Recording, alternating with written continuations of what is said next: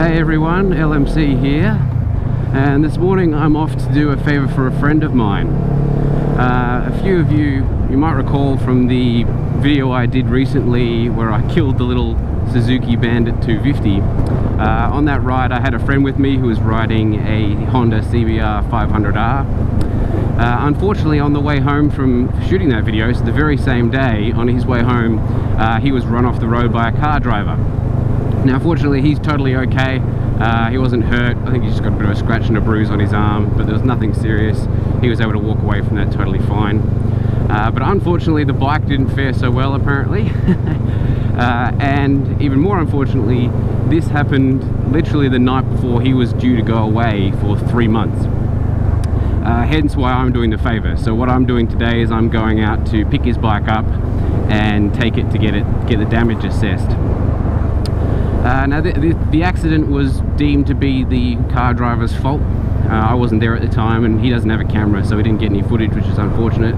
But as far as I've been told, what happened was that this person driving the car basically indicated to change lanes into the lane my friend was in, but then didn't look, so just moved without doing a head check. And he wasn't, as far as I know, wasn't in her blind spot, but he was sitting almost kind of like almost at shoulder length, or shoulder sort of at the shoulder level of her in her car, or so he tells me. Again, I wasn't there, so this is all hearsay. But yeah, the way it seems is she just didn't look. So I'm gonna go check out the bike, see what sort of damage it's suffered, and see if we can't get it out to get assessed. It's a real shame that this kind of stuff happens. I mean, if there is any car drivers out there, really kind of encourage people to keep an eye on bikes around you. Everyone just wants to get where they're going safely, but also it's a bit of a cautionary tale to motorcyclists as well. You know, you want to do your best to not sit in places where you're exposed to those kind of things. But it can be tricky, especially in heavy traffic like he was in.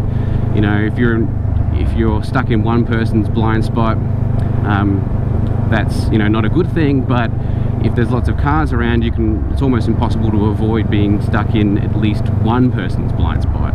And in many times, at least in my experience so far, I've found that if I move around on the road in order to get out of one person's blind spot, you just move into another person's blind spot. So as much as we motorcyclists are meant to make sure we're positioning ourselves properly and taking care of ourselves, it's not always viable to be in the best position on the road. So we kind of do rely on our car driving brothers and sisters to keep an eye out for us sometimes. But anyway, let's go see if we can find his bike and have a look at it. Alright guys, here she is. So I'm just at my mate's place now, letting it warm up a little bit. It's a bit of a cold morning. My bike's sitting over there, so it's not too bad. The damage is not too bad at all, really. You know, there's a scuff along this rear fairing here. The engine casing's a bit scuffed, and this front left fairing is cracked, and the indicator's basically snapped off. So it's basically just minor cosmetic damage. Shouldn't be too much of an issue for them to fix. But let's get on it and take it to the place.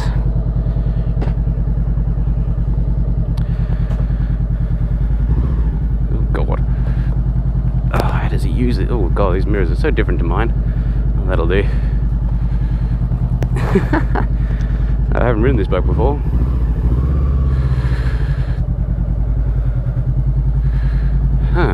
Well, this isn't exactly how I had pictured my first time on this bike on the channel. But nevertheless, here we are on my friend's 500R. Okay. Oh, it feels. Oh, his clutch is a little bit later than mine.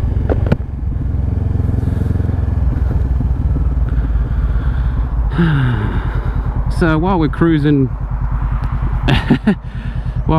to take this bike out to get assessed for its damage, why don't we talk about some of the differences I'm noticing between this one, the 500R, and my one, the 500F.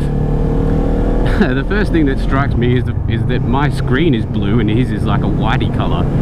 So the backlight of these, there's tiny little difference, I know, but the backlight on his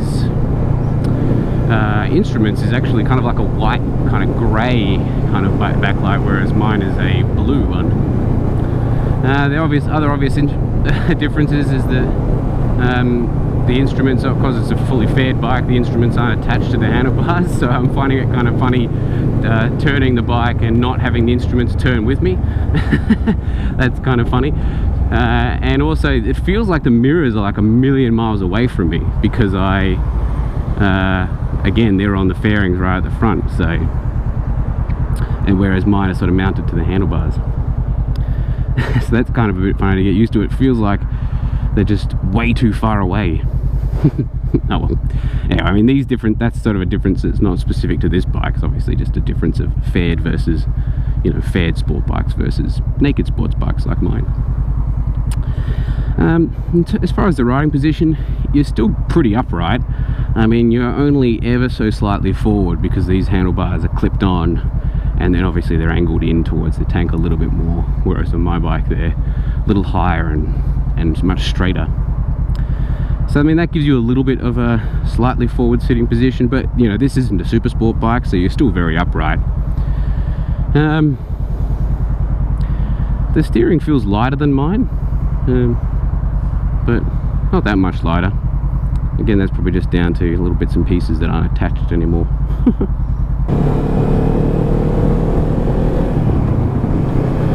The other thing I noticed about this bike compared to mine, now that I'm up and moving on it, is that the clutch is a lot later. So I don't know if that's, I can't imagine that's a decision made for the R versus the F. It's probably just this R versus, you know, my F. But yeah, the clutch comes out a lot later than my bike. Just kind of funny to get used to. I suppose in a way it does kind of make sense, because if it comes out later, then you don't have to pull it in as far to do a successful shift, whereas on mine you're going to pull it like you know, you've got to pull it all the way in almost before you can kind of shift, whereas this you can just make smaller movements when you want to upshift or downshift. Oh, his throttle has a lot more play on it. Just, yeah, wow, that's definitely not a great thing.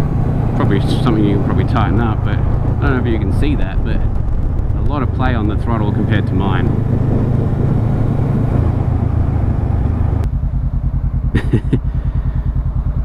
He's got a little CBR RR keyring. He wishes he had a Super Sport. That's what that tells me. He wishes he had a Super Sport. So as I mentioned earlier, this kind of happened at a really bad time for my friend, because this happened the night before he was going away, and so he knows about my YouTube channel. So that he'll probably see his bike on YouTube and see me taking it out to get fixed. So if you're watching out there, mate, don't worry, I got your bike covered. It's all good. It'll be fixed by the time you get back. And you owe me one. But look, you know, beyond a few cosmetic differences or a few aesthetic differences, I mean, this bike feels exactly the same as mine, which of course makes sense. It is pretty much the same bike, same frame, same engine, same gearbox. All the core components are identical as far as I'm aware. I don't really feel a difference in the wind. Then again, don't really have a chance to do any highway speeds on the way out to the assessment centre. But you know, I'm at 80 k's an hour now, and it doesn't really feel. But there's 90 k's. It doesn't really feel like it's any less wind on my chest compared to my bike, which is a naked bike without any fairings, obviously. I still get, you know, a fair bit of wind blast up on my chest, but I mean, that's probably due to the fact that this isn't a super sport. You know, it is still a very upright bike. You know, I'm sitting very upright. I've only got a very slight lean, and so I'm not tucked down behind the fairings. If I got down, nah, it doesn't really help either. So yeah, you don't really get, if you're thinking, oh, I'll get the 500R because it has fairings and that'll be good for wind, doesn't really feel that much different to me. But you know, that's just my experience. Definitely feels lighter on the steering though. I don't know exactly why that is, but it just feels a lot lighter to me. And that play, ooh, look at that, look at all that movement I can make without actually using the throttle. I have to go. It's incredible. You should get that fixed. Here we are, guys. Alrighty, don't you freaking move. Alrighty, so here we are. Here we are at the A1 motorcycles. They're going to take a look at it apparently and tell us what the damage is. Alright guys, well, I'll leave it there. And as a quick little blast on the 500R. This is not exactly how I thought it would come up on my channel, but anyway, it's done now. Hopefully my friend's bike gets restored to fighting order. A pretty big crack there, so I'll have to replace that fairing. Oh well, that's it from me guys, and I'll see you in the next video. See ya.